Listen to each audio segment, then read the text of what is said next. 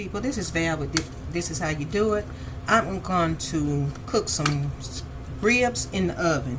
So what I'm going to do is I'm going to put some butt rub all over it. Now you can't find this butt rub at every store, so all I can tell you to do is when you go to your local store, look for that. It makes the ribs taste how do you say excellent? Right. Now I'm gonna put the seasoning on both sides of it.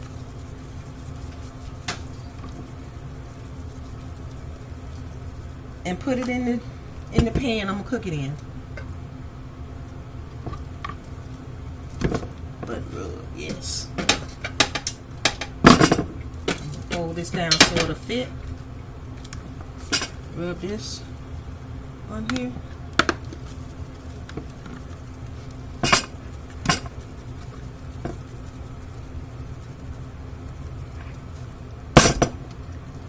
Piece up under here. Get all in the cracks and crevices. Rub it down if you need to. That's what they call it, a rub. Put some more on here.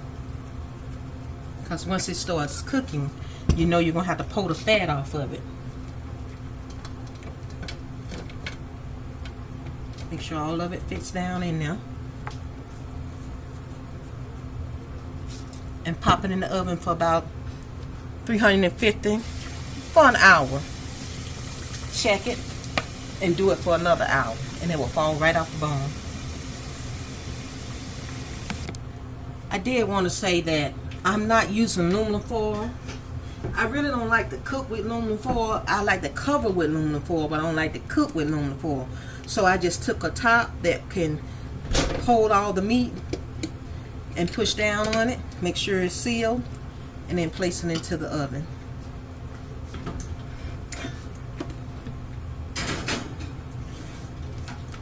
And wait. Now while those ribs are cooking, go and get your vegetables together. I got some beans here. Green beans. You can use whatever kind you want, frozen, canned. I have a few iced potatoes over on the side there. But I'm going to let this cook down. I'm going to take one of those iced potatoes and drop them in there. Now for my fat, because you have to have fat in this. Don't let nobody fool you. With all that beautiful seasoning and whatever you're going to put in there, you got to have a little fat. And here's the fat. Since the meat, but you can also use that rib meat, but we're not using that the rib meat juice right now. We're just going to put this in here and let this cook really, really, really slow. Okay, get off of there. To keep the consistency of the flavor going, I'm just going to throw a little bit of this butt rub throughout this here too. So, you know, to have that flavor just going through all the meal, you know. Get a little crushed black pepper.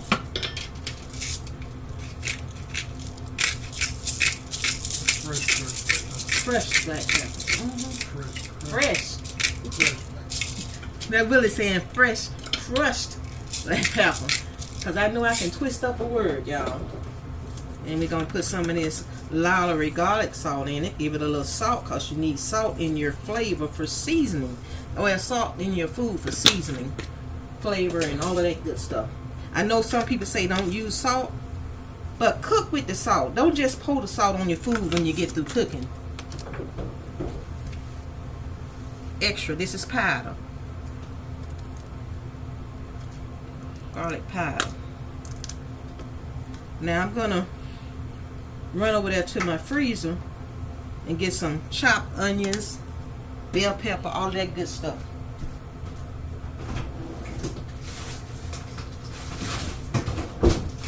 And throw that in there. So you can get this at Walmart, special blend.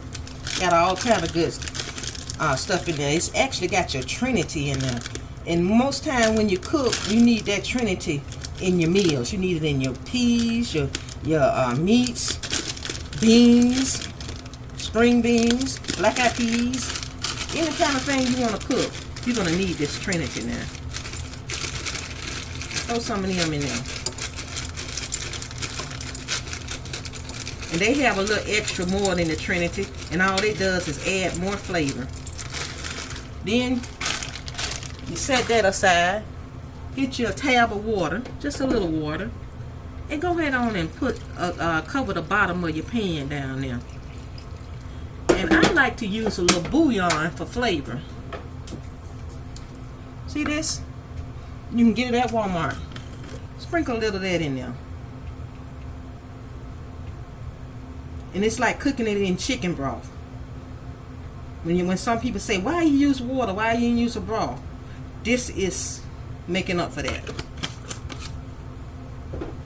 And I'll be back to let y'all see the finished results of both of them. I just thought about it. I'm going to show y'all me putting the potatoes in here. I hope the air conditioner is not too loud for you. But that's what that is if you hear that noise. And I was thinking what I told Willie before. I said wars have been fought over salt. Wars have been fought over salt. Hey, you say, Val, what you talking about? People needed salt to season their food, to cure their food, and all of that good stuff. And so, when there was mining salt or getting salt out the water or whatever, some people couldn't get to it because they weren't close to it, and they fought wars over it. Well, you say, Val, tell me a little bit more about that. I can't tell you no more about that, but you could Google it, and they'll tell you everything you need to know about what wars have been fought over salt. And so that's why I say that you need a little salt to flavor your food. Now, don't go crazy with it, but put some in it to season it. You know what I'm saying?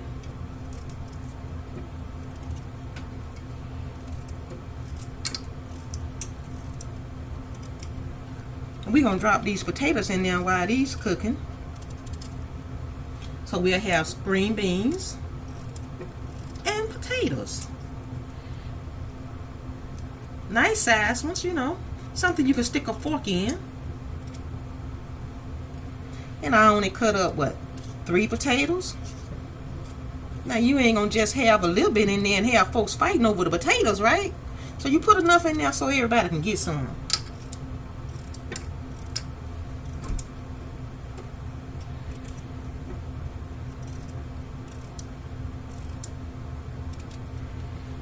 Well, you say, Val, I would have put mine toward the end.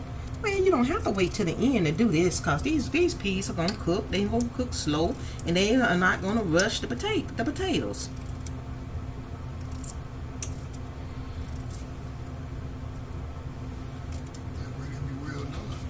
Yep. And as Willie said, that way they will be well done. You ain't got to have no al dente potatoes and al dente green beans. You get what I'm saying? Don't nobody want that. I know it's a lot of people out there eating them half raw, but we don't do that in the South. We cook our food. We cook it thoroughly. So this is what I'm doing. Oh, Willie said it ain't just in the South. They cook other places too. All right then. That's what you get when you travel. You learn some things. The other folks do it just like you do it. You ain't the only one trying to cook your food and season it to taste good taste.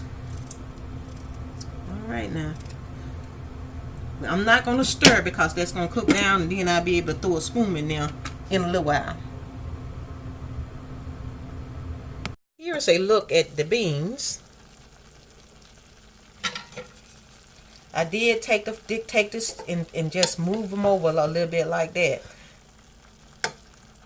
I guess you could see the juice in it.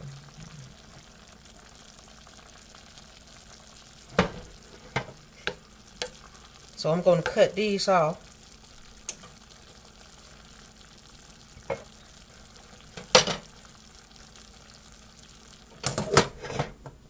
And take this and set it over here. And we're going to go in the oven and pull the ribs out.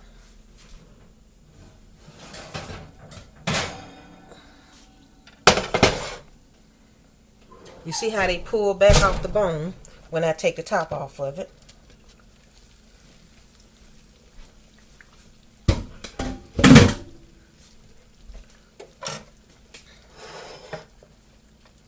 And then let you down a little bit more so you can see it. Now what I'm going to do is pour the broth off of this. This is already fall off the bone goodness right here. Right here, look. It's already like that. I don't want to pull at it too much because I'm going to put some barbecue sauce on it and stick it back into the oven and let it get that barbecue glaze on it.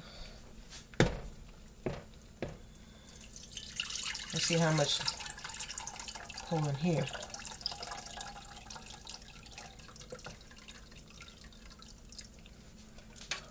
Still got a little bit more here. Let me put some of that fat in these beans. Since it's already almost gone, the liquid in it. All they do is give it extra flavor off the meat.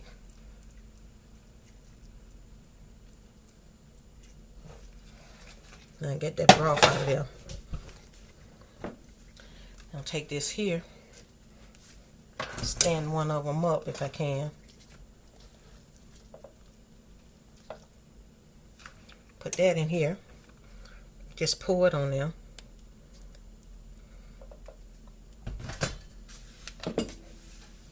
Take the brush, since I'm using the other hand to hold it up, and just rub it all on there like that. That's the purpose of me getting that brush out. See it?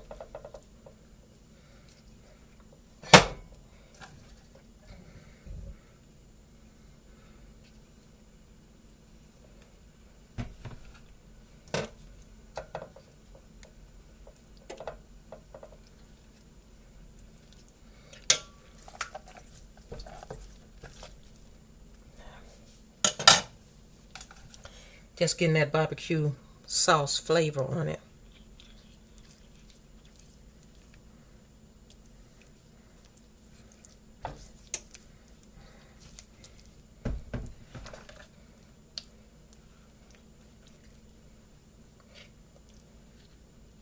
And that's once it sit in the oven, and if some of it weighs down into the bottom of the pan, it'll go up under the meat. And I'm going to cover this up and put it back into the oven probably for another 30 minutes.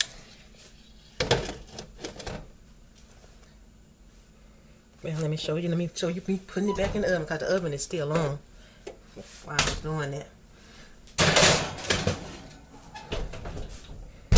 And this is what my beans look like with that little bit of broth in it. See, it needed some broth. It just had a little bit in there.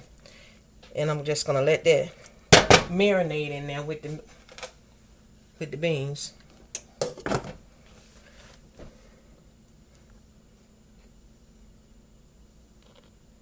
Now let me get this out the oven. Let me make this TV first, so y'all won't be disturbed by all of that. And show you what it looks like after sitting in the oven for 30 minutes. That's that barbecue that you want, that looks almost like it's about to fall off the bone, and then it still has that, has that sauce on it. Let me straighten this camera scene up so make sure you got a good look at it. Look. But you say, Val, stop playing with it and go ahead on and cut it. Okay.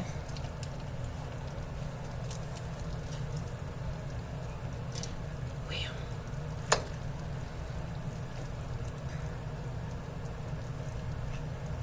Look at it. It's got that piece of bone right there. Let's see, I cut one without that bone in the middle. So that already fell off right there. Look at that. Look how it just went right through there. Look how it's sliding off. That's all I wanted to show you anyway, how it's just sliding all off the bone. Yeah. I'm not ready to eat right now, but I will taste a piece for y'all.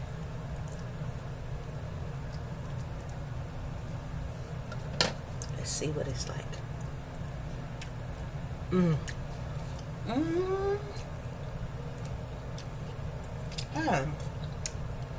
Fall off the bone.